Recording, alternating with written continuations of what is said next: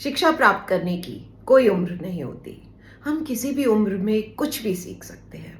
Adult education के जरिए कोई भी इंसान अपनी नॉलेज बढ़ा सकता है, नई स्किल सीखकर अपने कॉन्फिडेंस को बूस्ट कर सकता है। मेरा ये मानना है कि एजुकेशन एक ऐसा राइट है जिस पर बच्चों, टीनेजर और यंग लोगों का ही रिजर्वेशन नहीं है, बल्कि ये तो एक आजीवन यात्रा है जो बड़ी उम्र में भी जारी रखनी चाहिए।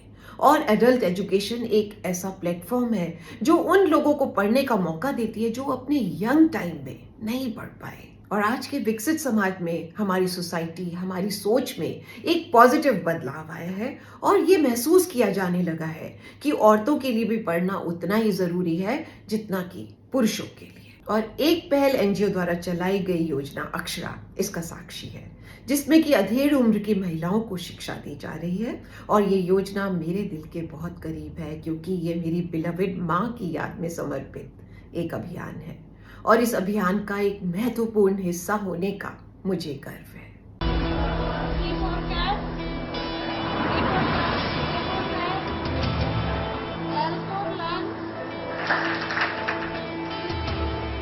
सबसे पहले हमने यहाँ के जो बच्चे थे उनको फोकस किया और धीरे धीरे ये कारवा 15 बच्चों से बढ़ते बढ़ते 700 बच्चों तक पहुंचा। हम उनको बच्चों को निःशुल्क शिक्षा, books, bag, uniform, one time meal सब प्रोवाइड करते हैं और मान्यता प्राप्त सिस्टम से उनको पढ़ा रहे हैं। फिर हमने देखा कि जो मेन फोकस है बच्चों का वो मदर है। अगर मदर पढ़ी लिखी होगी तो और ज़्यादा जो स्ट्रांग फैमिली होगी।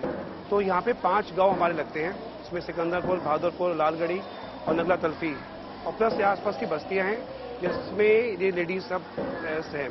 तो हमने उनको जाके उनसे बात करी कि क्यों ना इस शिक्षा से जुड़िए, हमारे पास आइए। तो हमने ऐसे करते करते उनको यहाँ पर अपने स्कूल में लेके आना चालू किया। अभी तक 3 बैच को हम लोग अक्षर ज्ञान है, उनको अंग ज्ञान है, हस्ताक्षर करना, उनको घड़ी के पूरे टाइम की नॉलेज होना और जितनी भी विशेष नॉलेज प्लस सामान्य ज्ञान कि देश का प्रधानमंत्री क्या है, ये सब भी उनको आना चाहिए। तो ये सब एक सिस्टम, एक करिकुलम बना हुआ है हमारा। जैसी 25 लेडीज सेटल्ड हो जाती है हम उनको फ्री कर देते हैं। फिर अगला बैच 25 का पिक कर 150 से 200 लेडीज को हमने अभी तक पढ़ा चुके हैं।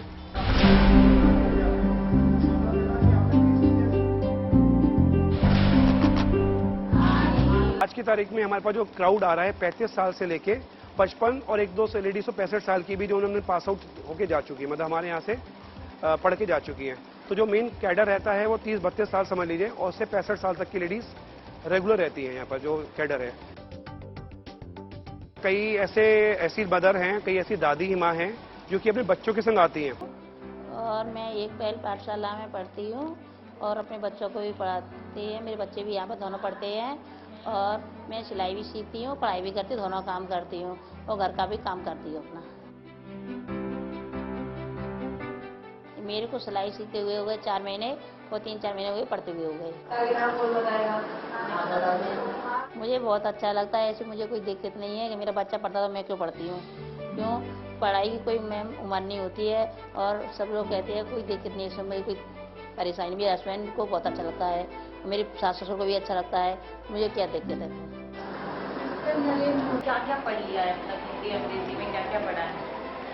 अपना नाम अंग्रेजी हिंदी में लिख लेती हूँ और मात्रा वाले शब्द भी थोड़े बहुत पढ़ लेती हूँ। जो यहाँ की टीचर्स हैं, हमारे जो वॉलंटियर्स हैं, वो इनके घर जा जाके इनके पति को समझाए, क्योंकि सबसे इम्पोर्टेंट है इनके पति या बेटा या फिर इनके बच्चों को भी इस पार्ट में इंट्रोड्यूस करना।